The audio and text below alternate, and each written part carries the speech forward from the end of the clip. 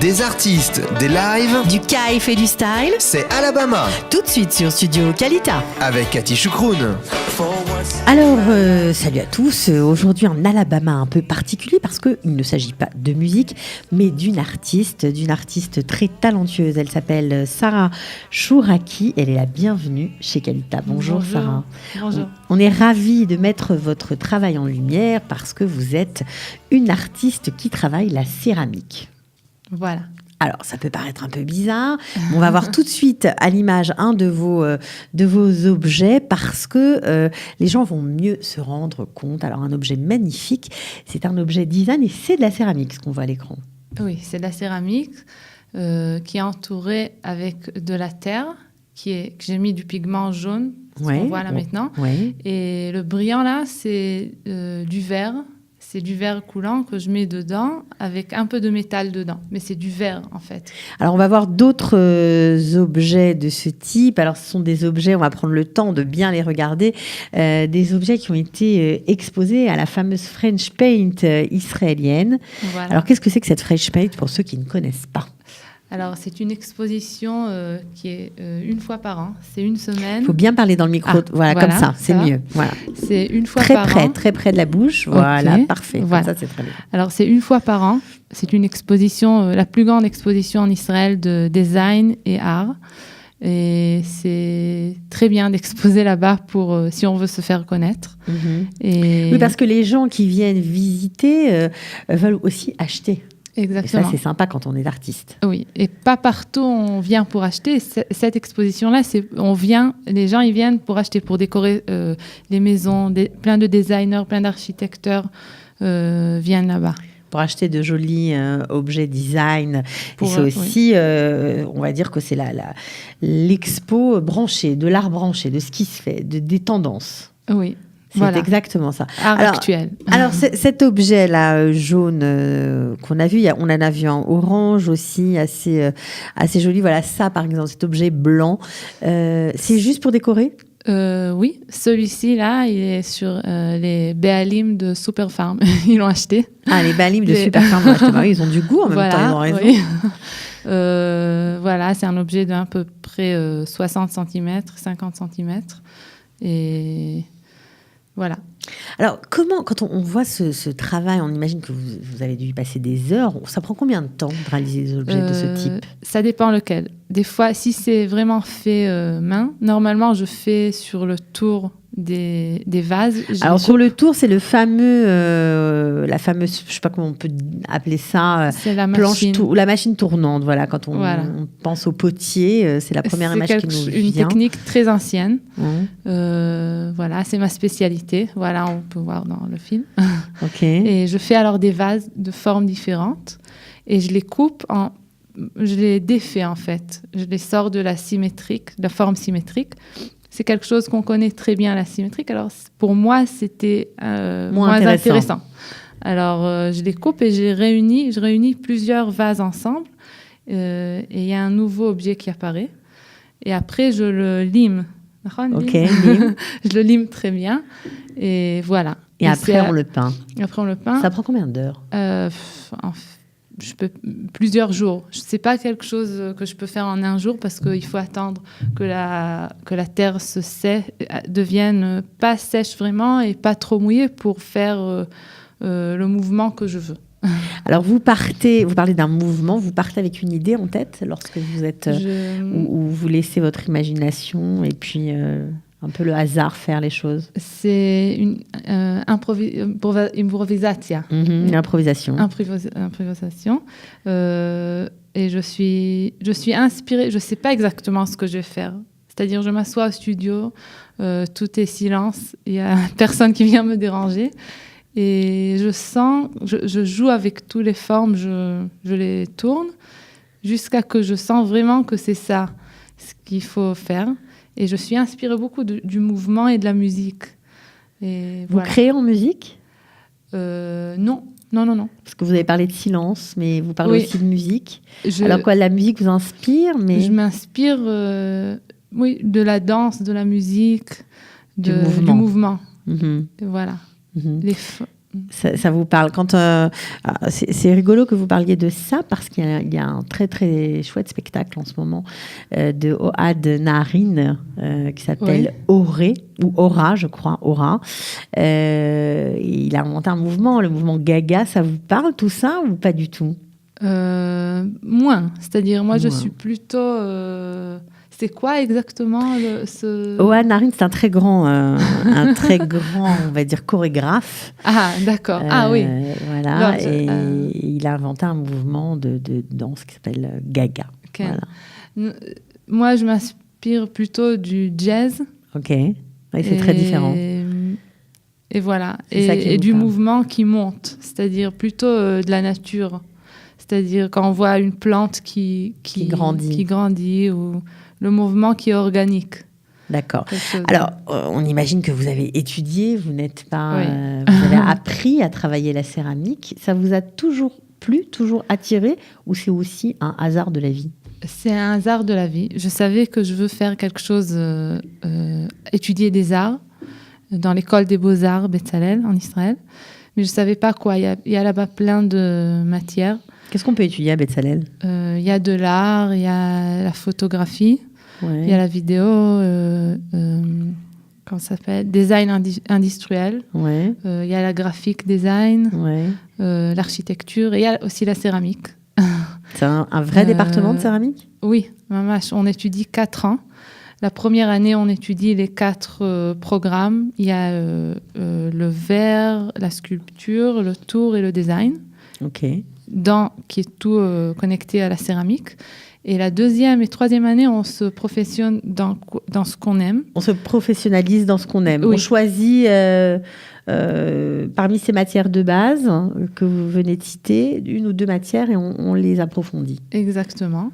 Et la 4e année, on fait le projet de fin d'année qui prend 1 an et c'est quelque chose de très profond. C'est-à-dire on fait vraiment une œuvre d'art. On fait une exposition à la fin d'année.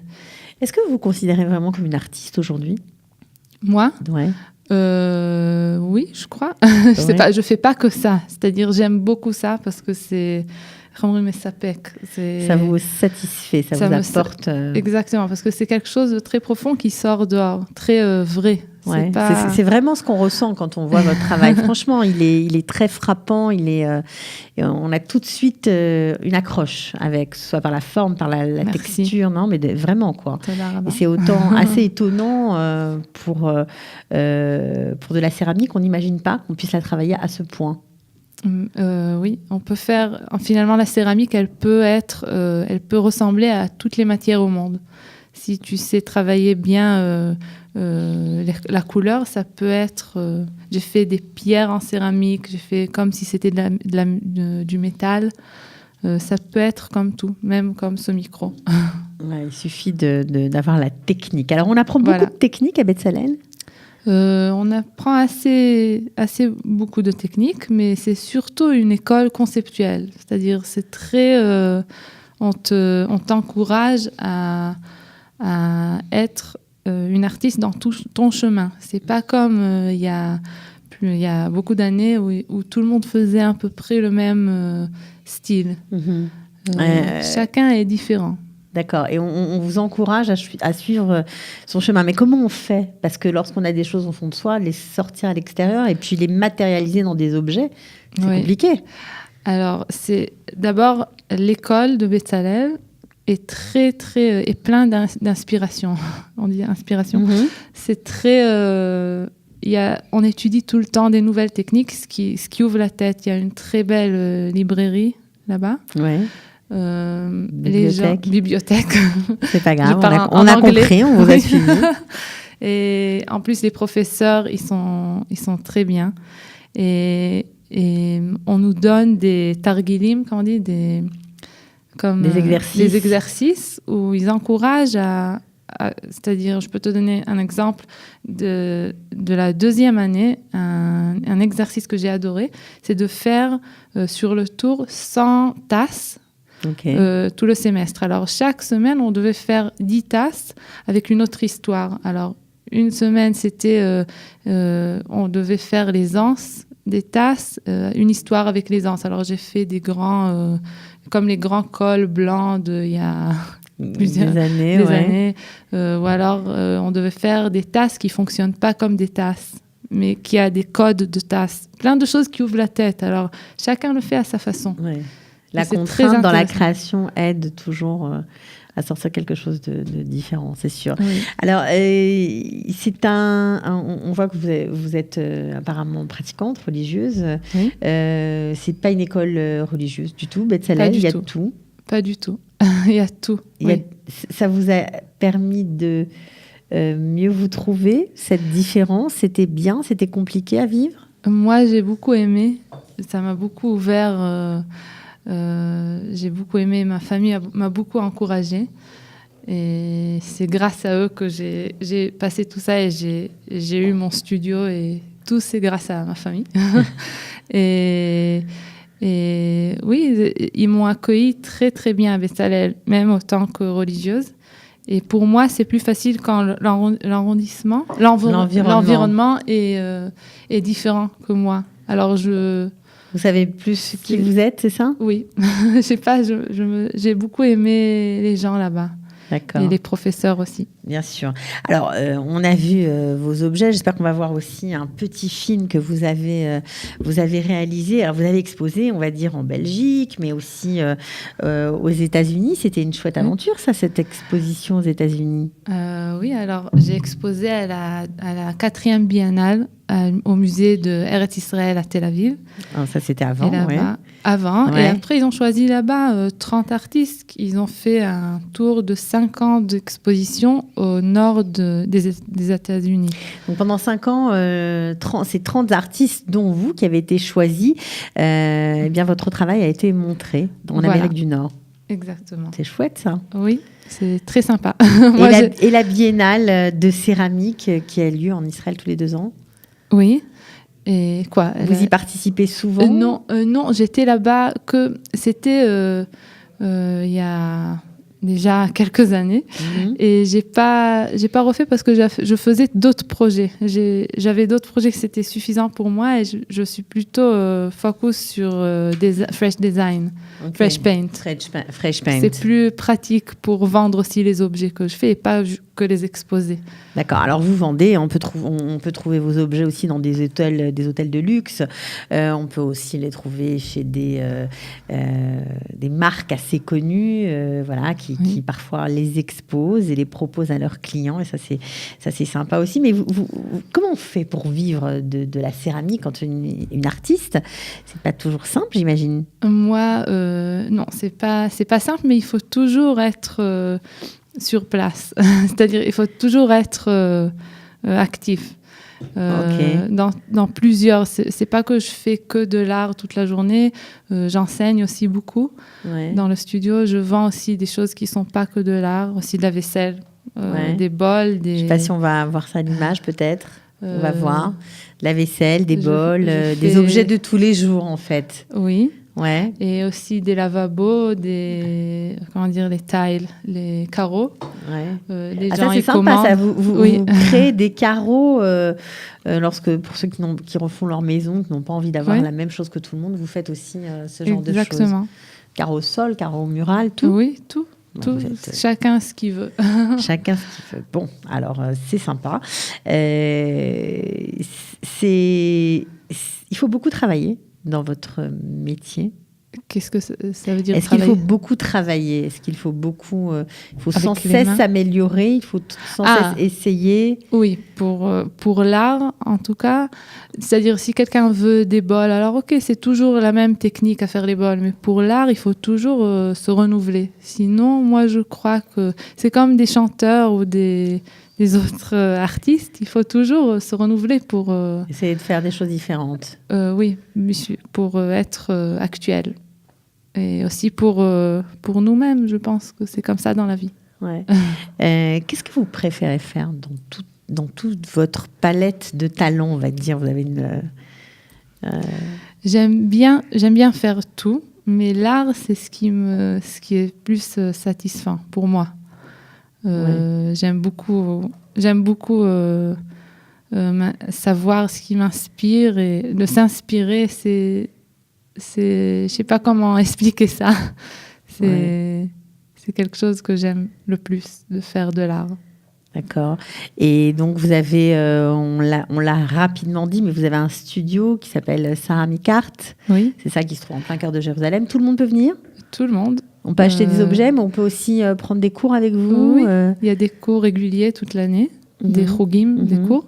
Et il y a aussi des cours particuliers que les gens ils viennent pour 1 ou 2 fois pour faire des anniversaires, avant le mariage ou le travail. Donc vous avez des ateliers un peu particuliers en fonction des besoins des gens. Exactement, oui. Ok, alors je ne sais pas si on va voir le petit film que vous avez réalisé. Alors c'est avec une artiste que vous avez connue à Betzalel. Oui, ça c'est sympa. J'ai enseigné là-bas quelques années, ouais. Le tour.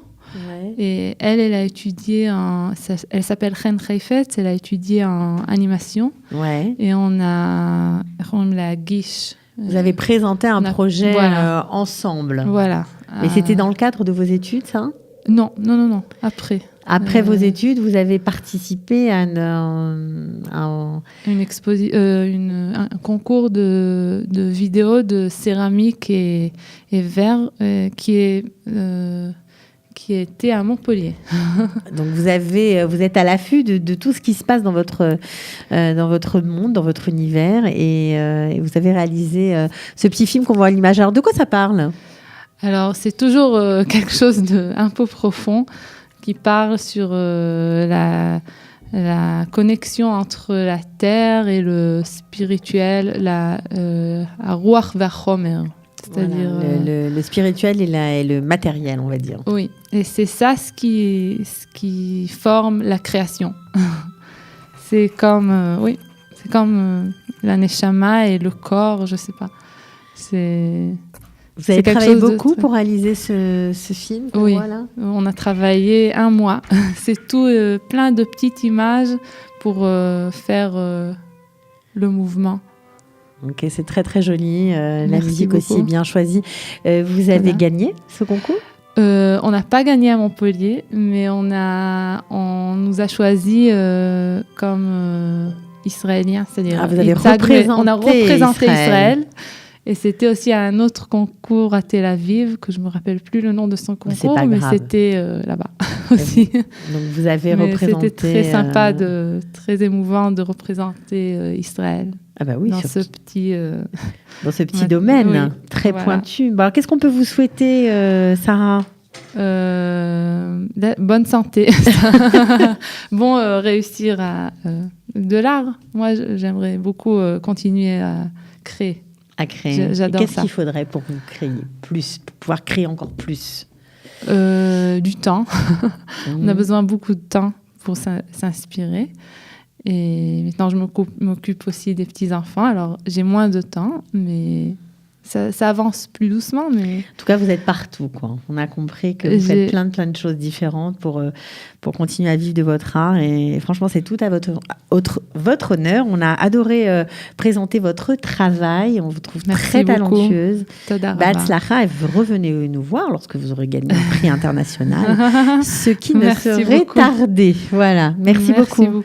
À bientôt. À bientôt. Au revoir.